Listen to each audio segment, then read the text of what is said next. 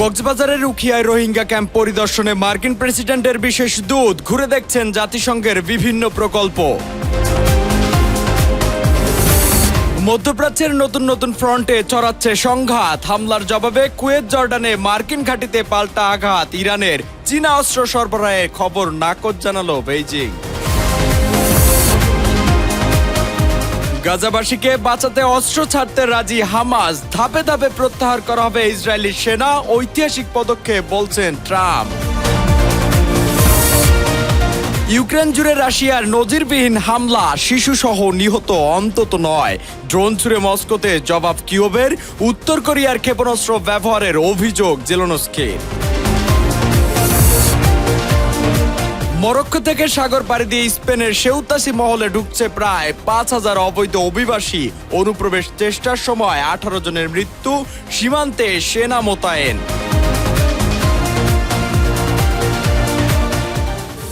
আন্তর্জাতিক সংবাদের সঙ্গে আছি আমি নাজমুল কাজী।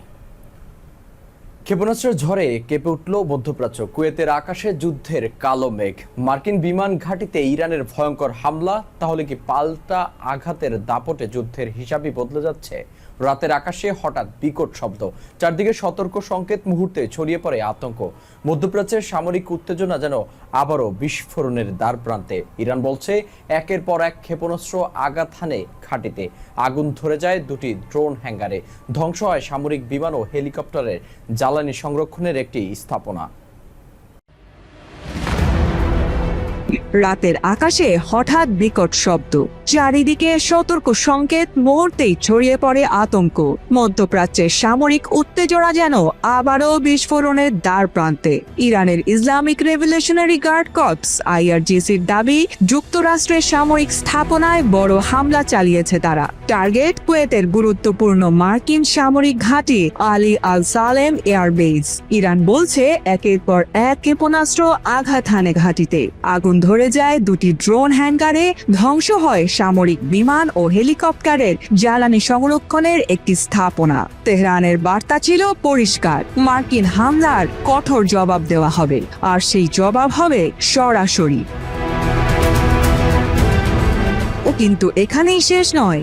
ইরান আরও দাবি করেছে জর্ডানের আল আজরাক বিমান ঘাঁটিতেও চালানো হয়েছে ক্ষেপণাস্ত্র হামলা। তাদের দাবি, এই হামলায় মার্কিন F-35 যুদ্ধ বিমান ক্ষতিগ্রস্ত হয়েছে, যেটি মধ্যপ্রাচ্যে যুক্তরাষ্ট্রের সামরিক উপস্থিতির জন্য বড় ধরনের ধাক্কা।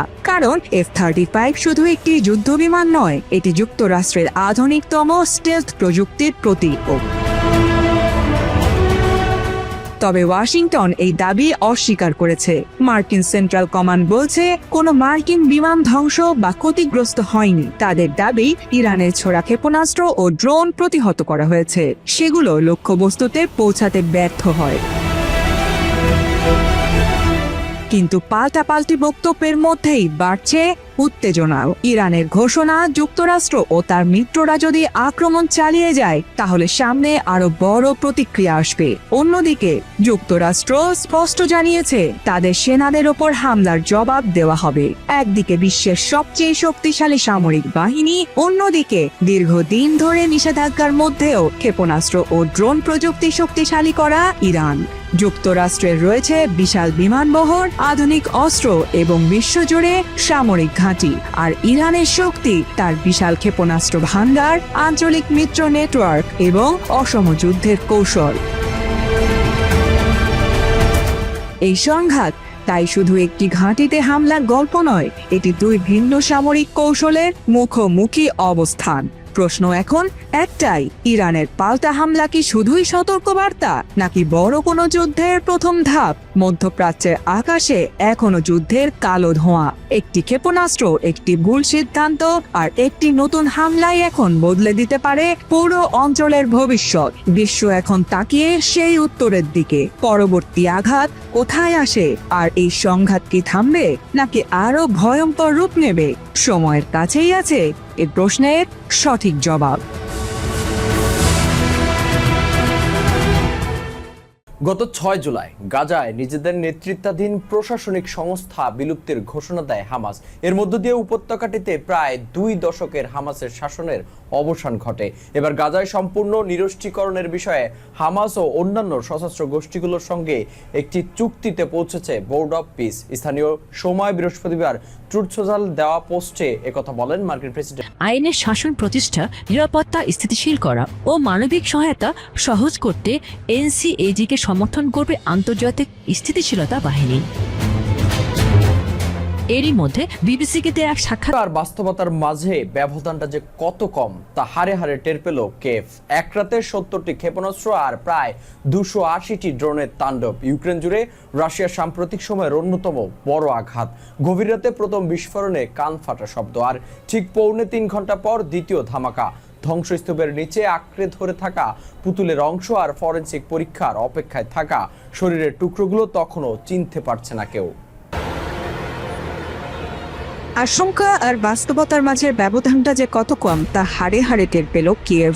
এক রাতে 70টি ক্ষেপণাস্ত্র আর প্রায় 280টি ড্রোনের তাণ্ডব। ইউক্রেন জুড়ে রাশিয়ার সাম্প্রতিক সময়ের অন্যতম বড় আঘাত। গভীর রাতে প্রথম বিস্ফোরণের কান ফাটা শব্দ, আর ঠিক 3.25 ঘন্টা পর দ্বিতীয় ধামাকা। ধ্বংসস্তূপের নিচে আঁকড়ে ধরে থাকা পুতুলের অংশ আর ফরেনসিক পরীক্ষার অপেক্ষায় থাকা শরীরের টুকরোগুলো তখনও চিনতে পারছে না কেউ। পুতিনের এক রাতের প্রতিশোধের ভয়াল মিসাইল আর ড্রোন বৃষ্টিতে মুহূর্তের মধ্যে নিশ্চিহ্ন হয়ে গেল একের পর এক পরিবার। অথচ মাত্র কয়েক ঘন্টা আগেই আগাম সতর্কবার্তা দিয়ে রেখেছিলেন জেলেনস্কি। বার্তা সংস্থা রয়টার্সের প্রতিবেদনে উঠে এসেছে এসব তথ্য। স্থানীয় সময় রাত 1:08 কেঁপে ওঠে কিয়েভ। তারপর ভোর 3:50 দ্বিতীয় দফার বিস্ফোরণ। হামলার ঢেউ ছড়িয়ে পড়ে কিয়েভ লবি পোলতাভায়। নিহত হন অন্তত 9 জন, আহত হন বহু মানুষ। সবচেয়ে ভয়াবহ দৃশ্য দেখা যায় জেলেনস্কি নিজ শহর ক্রিভিরি সংলগ্ন এলাকায়। রাসুদন গ্রামে উত্তর কোরিয়ার তৈরি ব্যালিস্টিক মিসাইল আছড়ে পড়লে একটি বাড়ি এতটাই বিধ্বস্ত হয় যে ধ্বংসাবশেষে পাওয়া দেহের অংশগুলো শনাক্ত করতে ফরেনসিক পরীক্ষার প্রয়োজন পড়ে। একই পরিবারের 6 জন নিহত হন, যাদের মধ্যে 3টি শিশু। আরও 5 শিশু নিখোঁজ থাকার খবর পাওয়া যায়।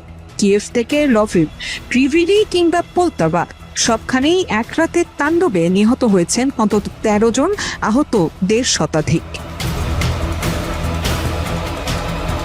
দীর্ঘ 1 বছর পর রাশিয়া আবার উত্তর কোরিয়ার দূরপাল্লার ক্ষেপণাস্ত্র ব্যবহার করল বলে নিশ্চিত করেছেন সমরবিদেরা। ইউক্রেনের বিমান প্রতিরক্ষা বাহিনী 55টি ক্ষেপণাস্ত্র ও 265টি ড্রোন ভূপাতিত করলেও 9টি ব্যালিস্টিক ক্ষেপণাস্ত্রের মধ্যে ঠেকানো গেছে মাত্র একটি। এখানেই ধরা পড়ে ইউক্রেনের সবচেয়ে বড় দুর্বলতা। রাশিয়ার দ্রুতগতির ব্যালিস্টিক ক্ষেপণাস্ত্র ঠেকাতে কার্যকর প্যাট্রিয়ট ব্যবস্থা থাকলেও এর ক্ষেপণাস্ত্রের তীব্র সংকট চলছে। জেলেনস্কির অভিযোগ, পশ্চিমা সহায়তা ও অ্যান্টি ব্যালিস্টিক অস্ত্র পৌঁছাতে দেরি হওয়াতেই বাড়ছে প্রাণহানি। লভিভে একটি আবাসিক ভবনে অবিস্ফোরিত ক্ষেপণাস্ত্র এসে পড়লে একটুর জন্য বড় বিপর্যয় এড়ায়, কিন্তু ক্ষতিগ্রস্ত হয় স্কুল ও কিন্ডারগার্টেন। তবে হামলায় কাঁপছিল পুরো সীমান্ত। তুরস্ক থেকে সাগর পাড়ি দিয়ে স্পেনের সেউতাসি মহলে ঢুকছে প্রায় 5000 অবৈধ অভিবাসী। অনুপ্রবেশ চেষ্টার সময় 18 জনের মৃত্যু হয়েছে। উন্নত জীবনযাপন, আর্থিক সচ্ছলতা কিংবা উচ্চশিক্ষার আশায় প্রতি বছর বিশ্বের বিভিন্ন দেশ থেকে হাজার হাজার মানুষ ইউরোপে পাড়ি জমায়। তাদের অন্যতম আকর্ষণ সেনগেন অঞ্চল। সেখানে একটি ভিসা পেলেই সেনগেন সদস্যভুক্ত 29টি দেশে অবৈধে যাতায়াত করা যায়। তবে বৈধ পথের পাশাপাশি সম্প্রতি বছরগুলোতে অবৈধভাবে ইউরোপের প্রবেশের প্রবণতাও উদ্বেগজনক হারে বাড়ছে। বিস্তারিত প্রতিবেদনে। উন্নত জীবনযাপন, আর্থিক সচ্ছলতা কিংবা উচ্চশিক্ষার আশায় প্রতি বছর বিশ্বের বিভিন্ন দেশ থেকে হাজার হাজার মানুষ ইউরোপে পাড়ি জমায়। তাদের অন্যতম আকর্ষণ সেনগেন অঞ্চল। সেখানে একটি ভিসা পেলেই সেনগেন সদস্যভুক্ত 29টি দেশে অবাধে যাতায়াত করা যায়। তবে বৈধ পথের পাশাপাশি সম্প্রতি বছরগুলোতে অবৈধভাবে ইউরোপে প্রবেশের প্রবণতাও উদ্বেগজনক হারে বাড়ছে। আফ্রিকা মহাদেশে অবস্থিত স্পেনের স্বায়ত্তশাসিত শহর সেউতা ইউরোপীয় ইউনিয়নে আফ্রিকার সঙ্গে থাকা মাত্র 2টি স্থলসীমার একটি। ভৌগোলিক অবস্থানের কারণে এটি দীর্ঘদিন ধরে ইউরোপে প্রবেশের আশায় থাকা আফ্রিকান অভিবাসীদের অন্যতম প্রধান প্রবেশদ্বার হিসেবে পরিচিত। সম্প্রতি স্পেনের সর্বোচ্চ আদালত রায় দিয়েছে সিউতা বা স্পেনের আরেকটি উত্তর আফ্রিকান ছিটমহল মেলিলায় পৌঁছানোর চেষ্টাকালে সমুদ্রে আটক হওয়া অভিবাসীদের তাৎক্ষণিকভাবে মরক্কোতে ফেরত পাঠানো যাবে না। বিশেষজ্ঞদের মতে এই রায়ের পর থেকেই মরক্কো থেকে সিউতায় অভিবাসী প্রবেশের চেষ্টা উল্লেখযোগ্যভাবে বেড়েছে। এরই ধারাবাহিকতায় বৃহস্পতিবার 30 জুলাই কয়েক ঘন্টার মধ্যেই হাজারো অভিবাসী সমুদ্র পথে সাঁতরে সীমান্তের পাথরের বাঁধ ঘুরে এবং সীমান্তের বেড়া অতিক্রম করে সিউতায় প্রবেশ করেন। স্থানীয় স্প্যানিশ টেলিভিশনের তথ্য অনুযায়ী প্রায় 2 থেকে 3 হাজার অভিবাসী সিউতায় ঢুকেছেন, যদিও রয়টার্স এই সংখ্যা স্বাধীনভাবে নিশ্চিত করতে পারেনি। এর আগে সিউতার আঞ্চলিক সরকারের প্রধান হুয়ান হেসুন ভিভাস জানিয়েছিলেন মাত্র কয়েকদিনের মধ্যে সমুদ্রপথে 1,500-এর বেশি অভিবাসী শহরটিতে প্রবেশ করেছে। সর্বশেষ এই ঢলের ফলে সিউতার অভিবাসী গ্রহণ কেন্দ্রগুলো ধারণ ক্ষমতার অনেক বেশি চাপ পড়েছে। স্থানীয় প্রশাসন পরিস্থিতিকে সংকটজনক আখ্যা দিয়ে স্পেনের কেন্দ্র সরকারের কাছে অতিরিক্ত জনবল, নিরাপত্তা ও মানবিক সহায়তা চেয়েছে। অভিবাসীদের এই ঝুঁকির যাত্রায় প্রাণহানির ঘটনাও উদ্বেগ বাড়াচ্ছে। বিভিন্ন প্রতিবেদনে সমুদ্রপথে সিউতায় পৌঁছানোর চেষ্টা করতে গিয়ে মৃত্যুর খবর পাওয়া গেছে। আঞ্চলিক সরকারি তথ্য অনুযায়ী গত 1 বছরে এই রুটের সমুদ্রে প্রায় 600টি মরদেহ উদ্ধার বা শনাক্ত করা হয়েছে, যা এই পথের ভয়াবহ ঝুঁকির বাস্তব চিত্র তুলে ধরে। পরিস্থিতি নিয়ন্ত্রণে স্পেন সরকার অতিরিক্ত নিরাপত্তা বাহিনী মোতায়েনের পাশাপাশি সামরিক সহায়তা দেওয়ার সিদ্ধান্ত নিয়েছে। একই সঙ্গে পরিস্থিতি পরিচালনার জন্য প্রধানমন্ত্রী পেদ্রো সানচেজের সিউতা সফরের পরিকল্পনার কথাও জানানো হয়েছে। 3 দিনের রাষ্ট্রীয় সফরের দ্বিতীয় দিন বাস্তুচ্যুত রোহিঙ্গাদের সার্বিক পরিস্থিতি সরজমিনে দেখতে শুক্রবার বেলা 12টার দিকে কক্সবাজার পৌঁছান মার্কিন প্রেসিডেন্টের দক্ষিণ ও মধ্য এশিয়া বিষয়ক বিশেষ দূত সার্জিও কর। এ সময় তার সঙ্গে ছিলেন বাংলাদেশের নিযুক্ত যুক্তরাষ্ট্রের রাষ্ট্রদূত ব্রেন্টি ক্রিস্টেনসন। 3 দিনের রাষ্ট্রীয় সফরের দ্বিতীয় দিন বাস্তুচ্যুত রোহিঙ্গাদের সার্বিক পরিস্থিতি সরজমিনে দেখতে শুক্রবার বেলা 12টার দিকে কক্সবাজার পৌঁছান মার্কিন প্রেসিডেন্টের দক্ষিণ ও মধ্য এশিয়া বিষয়ক বিশেষ দূত সার্জিও কর। এ সময় তার সঙ্গে ছিলেন বাংলাদেশে নিযুক্ত যুক্তরাষ্ট্রের রাষ্ট্রদূত ব্রেন্টি ক্রিস্টেনসন। উচ্চ পর্যায়ের এ মার্কিন প্রতিনিধি দলটি প্রথমে উখিয়ায় 4 নম্বর রোহিঙ্গা ক্যাম্পের জাতিসংঘ খাদ্য কর্মসূচি পরিচালিত বিভিন্ন প্রকল্প পরিদর্শন করেন। এরপর প্রতিনিধি দলটি 8 ও 6 নম্বর রোহিঙ্গা ক্যাম্প পরিদর্শন করবেন। এ সময় সেখানে UNHCR, বিশ্ব স্বাস্থ্য সংস্থা, বিশ্ব খাদ্য সংস্থা এবং ইউনিসেফের বিভিন্ন কার্যক্রম ঘুরে দেখেন। রোহিঙ্গা ক্যাম্প পরিদর্শন শেষে বিকেলে উখিয়া উপজেলা সদরের একটি রেস্টুরেন্টে শরণার্থী ত্রাণ ও প্রত্যাবাসন কমিশনার সহ সংশ্লিষ্ট কর্মকর্তাদের সঙ্গে বৈঠক করবেন সার্জিও কর। বৈঠক শেষে সন্ধ্যায় ঢাকার উদ্দেশ্যে রওনা দেওয়ার কথা রয়েছে প্রতিনিধি দলটির। আগামীকাল শনিবার সকালে প্রধানমন্ত্রী তারেক রহমানের সঙ্গে সৌজন্য সাক্ষাৎ করবেন মার্কিন বিশেষ দূত সার্জিও কর। কয়েক শতাব্দীর প্রাচীন ইতিহাস আর সবুজের নিবিড় মায়া জড়ানো আলতা দিঘি জাতীয় উদ্যান যেন উত্তরবঙ্গের বুকে প্রকৃতির এক জীবন্ত কাব্য। নওগাঁর ধামরহাট উপজেলার নিভৃত কোণে অবস্থিত এই স্থানটি আজ কোলাহলমুক্ত, পরিবেশ আর অনাবিল প্রশান্তির এক অনন্য ঠিকানা। জনশ্রুতি ও স্থানীয় লোককথা অনুযায়ী প্রজাদের পানির চরম কষ্ট দূর করার মহান ব্রত নিয়ে রাজা রামপাল এবং তার রানী রাজমাতার উদ্যোগে এই দিঘিটির প্রথম খনন করা হয়েছিল। পরবর্তীতে রাজা গোরখনাথ কর্তৃক এই দিঘিটি আরও সংস্কার ও বিস্তৃত করা হয়। পারিবারিক পিকনিক, অবসর যাপন কিংবা নিভৃতে প্রকৃতির পর্যবেক্ষণের জন্য এটি একটি চমৎকার জায়গা। নওগাঁ শহর থেকে সড়ক পথে ধামরহাট হয়ে খুব সহজে স্থানীয় পরিবহনের মাধ্যমে এখানে পৌঁছানো যায়। আকর্ষণীয়। এখন আমি চড়ি নাই, তো ওখানে যাব, ওখানে যেয়ে চড়বো, চড়ে একটু পিকনিক তুললে তারপরে আমরা আরো ঘুরবো ফিরবো। এখানে কেমন লাগে তো এখন একটু পরিদর্শন। আমরা এখানে বরাবরই যখন একটু মন খারাপ হয়, খোলামেলা পরিবেশ, শহর থেকে একটু দূরে, এখানে মনোরম পরিবেশ, এখানে কোনো কোলাহল নাই। এই দূর দূরান্ত থেকে এখানে পর্যটকরা দেখতে আসে, আমাদেরও ভালো লাগে, এই জন্য আমরা সবসময় এখানে আসা যাওয়া করি। শেরপুরে মিথ্যা মামলার প্রতিবাদে মানববন্ধন অনুষ্ঠিত হয়েছে। শুক্রবার জুম্মার নামাজ শেষে কালকিনি পৌরসভার 9 নং ওয়ার্ডের দক্ষিণ গোপারপুর এলাকায় ঢাকা বরিশাল মহাসড়কে স্থানীয় জনসাধারণের আয়োজনে মাদক ব্যবসায়ীর দায়েরকৃত মিথ্যা মামলা প্রত্যাহার ও শাস্তির দাবিতে মানববন্ধন ও প্রতিবাদ সভার আয়োজন করা হয়। মানববন্ধনে স্থানীয় গণ্যমান্য ব্যক্তি ও যুব সমাজের প্রতিনিধিরা অংশগ্রহণ করেন। মানববন্ধন শেষে একটি প্রতিবাদ মিছিল এলাকার প্রধান প্রধান সড়ক প্রদক্ষিণ করে একই স্থানে এসে শেষ হয়।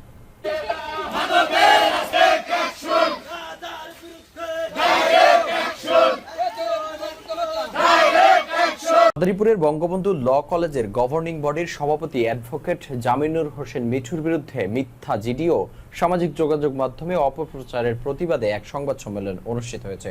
বৃহস্পতিবার রাত 8:30টায় কলেজের অধ্যক্ষের কার্যালয়ে এই সংবাদ সম্মেলনের আয়োজন করা হয়। সংবাদ সম্মেলনে উপস্থিত ছিলেন বঙ্গবন্ধু ল কলেজের মাদারীপুরের উপাধ্যক্ষ অ্যাডভোকেট জয়তী ভট্টাচার্য, প্রভাষক অ্যাডভোকেট মোহাম্মদ আব্দুস সোবহান, প্রভাষক অ্যাডভোকেট এস.এম. নূর মোহাম্মদ, আনিসুর রহমান, কুলসুম আক্তার, প্রভাষক অ্যাডভোকেট মোহাম্মদ সিদ্দিকুর রহমান, সিং অ্যাডভোকেট সুজিত চ্যাটার্জি, পাপ্পি সহ আরো অনেকে। এই কলেজে পরপর 2টি মিটিং করি, যথাযথ নোটিশ এবং সকল প্রক্রিয়া মেনে, এবং আমার সদস্যদের নিয়ে এবং সভাপতি হিসেবে এই মিটিংয়ের নির্দেশ প্রদান করি। এই মর্মে ল কলেজ অত্যন্ত সুন্দরভাবে চলছে। পাশাপাশি বলি, এই ল কলেজে কোনো দুর্নীতি করার জায়গা না। এই ল কলেজে আমরা ইনশাল্লাহ আরও ভালো করে উন্নয়ন করার জন্য সবাই কাজ করব। অসত্য আমাদের রেজুলেশন বুক, নোটিশ বুক সবকিছু সঠিকভাবে আছে, এবং আমি সভাপতি হিসেবে যে কোনো সময় জরুরি মিটিং আহ্বান করতে পারি। এটা আমার দায়িত্ব এবং আমার এটা বৈধতা এবং আইনগতভাবে আমি করতে পারি। বিরোধী ছাত্র আন্দোলনের মুন্সিগঞ্জ জেলার প্রথম শহীদ বীর শহীদ সাইদুল ইসলাম শোভনের দ্বিতীয় শাহাদত বার্ষিকী উপলক্ষে দোয়া মাহফিল অনুষ্ঠিত হয়েছে। শহীদ শোভন স্মৃতি সংঘ ও পাঠাগারের আয়োজনে উত্তর কোলাপাড়া ব্রাদার্স ঐক্যের সার্বিক সহযোগিতা ও দোয়া মাহফিল অনুষ্ঠিত হয়। শহীদ শোভনের বাবা নজরুল ইসলামের সভাপতিত্বে এতে প্রধান অতিথি হিসেবে উপস্থিত ছিলেন উপজেলা বিএনপির সহ সভাপতি আলহাজ হুমায়ুন কবির।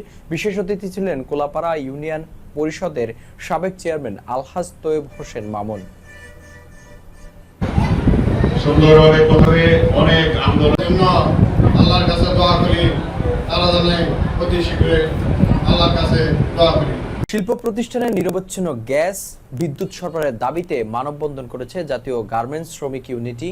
শুক্রবার সকালে বাইপাইল মোড় এলাকায় এই মানববন্ধন অনুষ্ঠিত হয়। উক্ত মানববন্ধনে উপস্থিত ছিলেন মোহাম্মদ ফরিদুল ইসলাম, কেন্দ্রীয় সভাপতি, জাতীয় গার্মেন্টস শ্রমিক ইউনিটি সহ অত্র এলাকার গার্মেন্টস শ্রমিকবৃন্দ।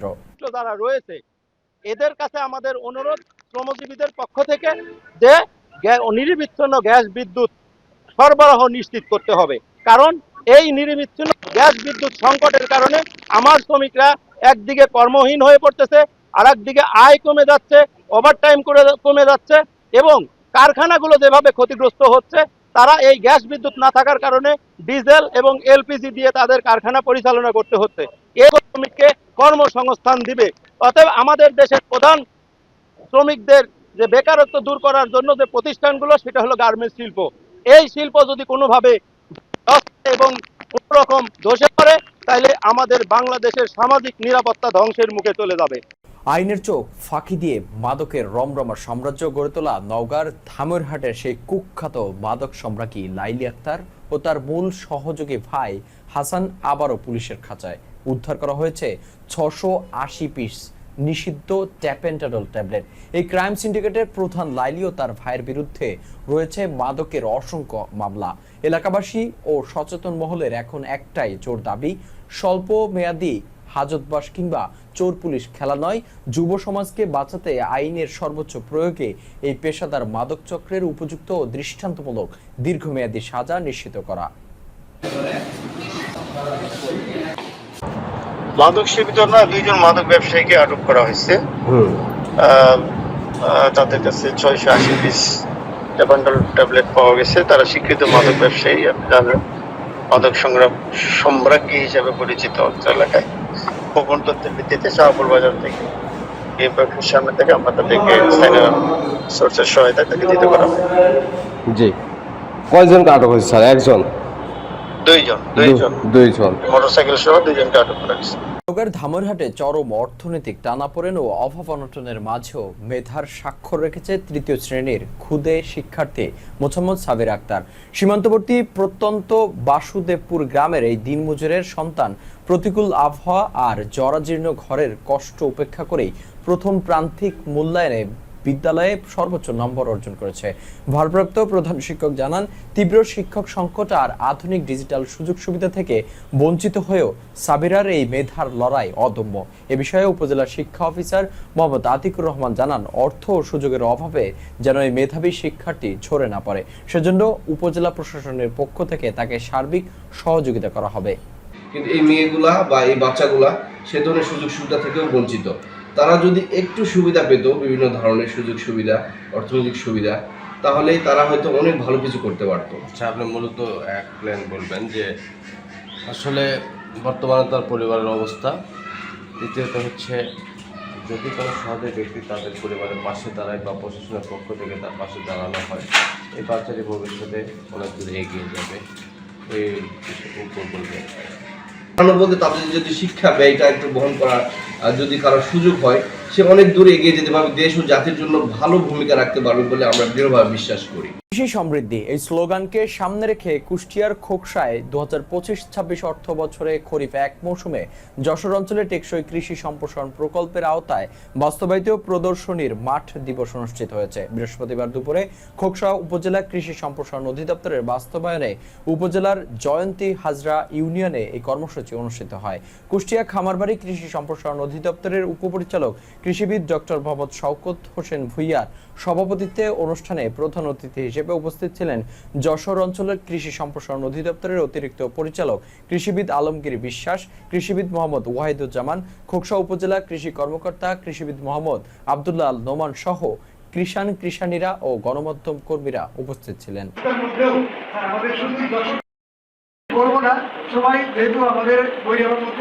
কুমারখালী উপজেলার বারাদি গ্রামের হাবিবুর রহমান নামে অটিজমে আক্রান্ত এক যুবক যুব উন্নয়ন থেকে প্রশিক্ষণ নিয়ে গরুর খামার গড়ে তুলেছে। আজ তিনি স্বাবলম্বী। অন্যদিকে যুব উন্নয়ন কর্মকর্তা বলছে, শারীরিক অসুস্থতা দমিয়ে রাখতে পারেনি হাবিবুর রহমানকে। রনি ইসলামের ছবিতে বিস্তারিত জানাচ্ছেন সোহান। কুষ্টিয়ার কুমারখালী উপজেলার কয়া ইউনিয়নের বারাদি বেলতলা এলাকায় সরজমিনে উদ্যোক্তা হাবিবুর রহমানের সঙ্গে কথা হলে তিনি জানান, 2007 সালে তিনি অসুস্থতার কারণে বেকার হয়ে পড়লে কুমারখালী যুব উন্নয়ন অধিদপ্তরের মাধ্যমে কুষ্টিয়া জেলা যুব উন্নয়ন অধিদপ্তর থেকে যুব উন্নয়ন প্রশিক্ষণ গ্রহণ করা সহ তিনি বিভিন্ন প্রশিক্ষণ কেন্দ্র থেকে উন্নয়ন দক্ষতা ও উদ্যোক্তা প্রশিক্ষণ গ্রহণ করে। তারপর 5 শতক জায়গার উপর খামারটি গড়ে তোলে। বর্তমানে তার খামারে 6টি ষাঁড় গরু রয়েছে, যার বাজার মূল্য বর্তমানে 15 লক্ষ টাকার বেশি। এর আগে খামার থেকে বেশ কয়েকটি গরু বিক্রি করেছেন। খামারের কাজে তাকে সার্বিক সহযোগিতা করেন তার সহধর্মিণী মুক্তা রহমান। আমি মোহাম্মদ হাবিবুর রহমান, আমি একজন অটিজম ব্যক্তি। 2007 সালে আমি ইকোনমিক্সে অনার্স কমপ্লিট করেছি। তার আগেই করেছি। আমি যখন সম্পূর্ণ অসুস্থতার কারণে বেকার হয়ে যাই, তখন 2007 সালে কুমারখালী যুব উন্নয়নের মাধ্যমে কুষ্টিয়া ওয়াইটিসি থেকে যুব প্রশিক্ষণ গ্রহণ করি। এরপরে সেখানকার ট্রেনিং শেষের পরে আমি ধারাবাহিকভাবে বগুড়া জিয়া আঞ্চলিক যুব প্রশিক্ষণ কেন্দ্র এবং যশোর আঞ্চলিক প্রশিক্ষণ কেন্দ্র থেকে উদ্যোক্তা ট্রেনিং নিই।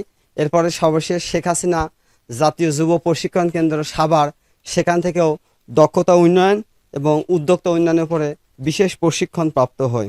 এ সকল প্রশিক্ষণের মাধ্যমে যুব উন্নয়ন থেকে এবং কর্মসংস্থান ব্যাংক থেকে আমি কিছু ঋণ প্রত্যাশা করি এবং সেই ঋণের মাধ্যমে আমি গরু মোটাতাজাকরণ এবং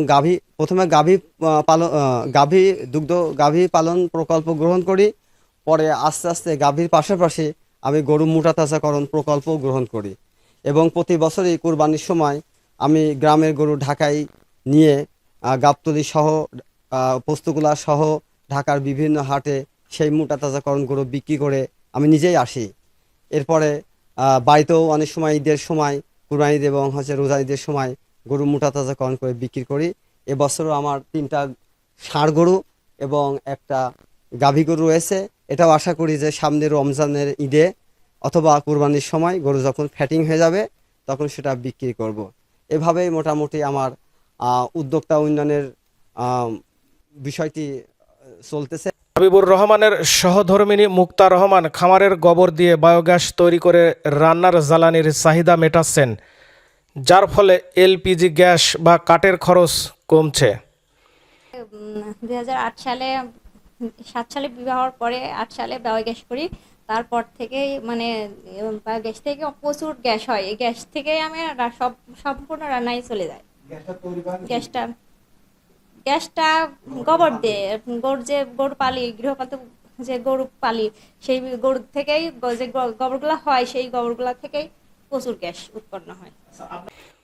যুব উন্নয়ন অধিদপ্তর থেকে প্রশিক্ষণ নিয়ে উদ্যোক্তা হতে চাইলে সরকার ও সংশ্লিষ্ট অধিদপ্তর সবসময় ঋণ সহায়তা, পরামর্শ ও সার্বিক সহযোগিতা নিয়ে পাশে থাকবে বললেন কুমারখালী উপজেলা যুব উন্নয়ন কর্মকর্তা। আপনারা জানেন কুষ্টিয়া অঞ্চলটাই গরু পালনের জন্য একটা বিশেষ খ্যাতি আছে। এই গরু পালন যদি তাদেরকে আমরা গরু মোটাতাজাকরণ বলেন, দুগ্ধগতি গাভী পালন বলেন, কারোর হচ্ছে হ্যান্ডিক্রাফটের উপর যদি থাকে আগ্রহ থাকে, সেই অঞ্চলে আমরা সেই প্রশিক্ষণগুলো দিই। প্রশিক্ষণ দেওয়ার পরে আমরা তাদেরকে আত্মকর্মী হিসাবে গড়ে তোলার জন্য তাদেরকে আমরা উদ্বুদ্ধ করি এবং অনেকেই নিজস্ব অর্থায়নে তারা এই কর্মী হিসাবে তারা কাজ করে। অনেকেই আমাদের কাছে ঋণের জন্য আসে। এই ঋণের ক্ষেত্রে আমরা যুব উন্নয়ন অধিদপ্তর থেকে আমরা 1 লাখ, 1.5 লাখ, 2 লাখ এইভাবে প্রাথমিকভাবে শুরু করি। তারপরে আরও যদি তাদেরকে যখন বেশি দরকার হয় আমরা 5 লাখ টাকা পর্যন্ত ঋণ দিতে পারি। আর তারপরও যদি একটা বেশি যদি বড় হয়ে যায়, তাদেরকে আরও চাহিদা থাকে, আমরা বিভিন্ন ব্যাংকের সাথে আমাদের সমঝোতার চুক্তি আছে, সেখানে আমরা তাদেরকে ইন্ট্রোডিউস করায় দিই। এইভাবে আমরা প্রশিক্ষণ দিই। বিভিন্ন ট্রেডে আধুনিক ও কর্মমুখী প্রশিক্ষণ প্রদান সহ সফল শিক্ষার্থীদের ব্যবসায় উদ্যোগ শুরু করার সহজ শর্তে কম সুদে যুব ঋণ প্রদান, ব্যবসা পরিচালনা ও পরিকল্পনা তৈরির জন্য নিয়মিত দিক নির্দেশনা ও সহায়তা করে থাকে যুব উন্নয়ন অধিদপ্তর। এনএস সোহান, সকাল সংবাদ, কুষ্টিয়া। এই ছিল আজকের সব সংবাদগুলো। সংবাদ শেষ করব, তবে যাওয়ার আগে জানিয়ে দেব শিরোনামগুলো আরও একবার। কক্সবাজারের উখিয়ায় রোহিঙ্গা ক্যাম্প পরিদর্শনে মার্কিন প্রেসিডেন্টের বিশেষ দূত, ঘুরে দেখছেন জাতিসংঘের বিভিন্ন প্রকল্প। মধ্যপ্রাচ্যের নতুন নতুন ফ্রন্টে ছড়াচ্ছে সংঘাত, হামলার জবাবে কুয়েত জর্ডানে মার্কিন ঘাঁটিতে পাল্টা আঘাত ইরানের, চীনা অস্ত্র সরবরাহের খবর নাকচ জানালো বেইজিং। গাজাবাসীকে বাঁচাতে অস্ত্র ছাড়তে রাজি হামাস, ধাপে ধাপে প্রত্যাহার করা হবে ইসরায়েলি সেনা, ঐতিহাসিক পদক্ষেপ বলছেন ট্রাম্প। ইউক্রেন জুড়ে রাশিয়ার নজিরবিহীন হামলা, শিশুসহ নিহত অন্তত 9। ড্রোন ছুড়ে মস্কোতে জবাব কিয়েভের, উত্তর কোরিয়ার ক্ষেপণাস্ত্র ব্যবহারের অভিযোগ জেলেনস্কির। মরক্কো থেকে সাগর পাড়ি দিয়ে স্পেনের সেউতাসি মহলে ঢুকছে প্রায় 5,000 অবৈধ অভিবাসী, অনুপ্রবেশ চেষ্টার সময় 18 জনের মৃত্যু, সীমান্তে সেনা মোতায়েন।